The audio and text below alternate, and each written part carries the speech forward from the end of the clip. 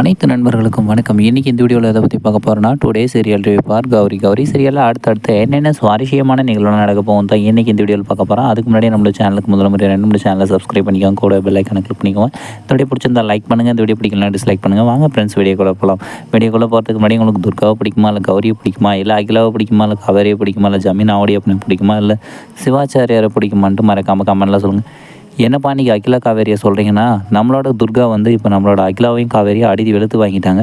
என்ன காரணம்னா, நம்மளோட ஜமீன் ஆவுடைய அப்போ நாங்கள் கோயில் கும்பாபிஷேகத்து விஷயத்தை பற்றி சிவாச்சாரியர் படித்து கொடுத்த அந்த வசனத்தை வச்சு சொல்லிட்டு இருந்தபோது, இல்லை நம்மளோட ஜமீன் ஆவுடைய அப்பனுக்கு ஒரே சந்தேகம், சிலைலாம் வராதுன்னு சொல்லிட்டு ஊர்க்காரங்கிட்ட சொல்லிட்டு இருந்தபோது, நான் மாற்று சிலை ஏற்பாடு பண்ணுறேன்னு சொல்லிட்டு சொல்லிட்டு இருந்தார். அதுக்காக வந்து கும்பாபிஷேகம் நிறுத்த முடியாதுன்னு சொல்லிட்டு ஜமீன்னா நான் வந்து இந்த முடிவை எடுத்துருக்கிறேன்னு சொல்லும்போது, நம்மளோட துர்கா போயிட்டு அதுக்கு அப்ஜெக்ஷன் தெரிவித்து, இல்லை சிலை வந்தே தீரும், அதே சிலை தான் வரும் அப்படிங்கிறத ஒரு விஷயத்தையும் இந்த விரதத்தை நான் மறுபடியும் நல்லபடியாக முடித்து நான் சிலையை கொண்டு வந்து வைக்குவேன்னு சொல்லிட்டு சபதமெல்லாம் எடுத்துகிட்டு இருந்தாங்க.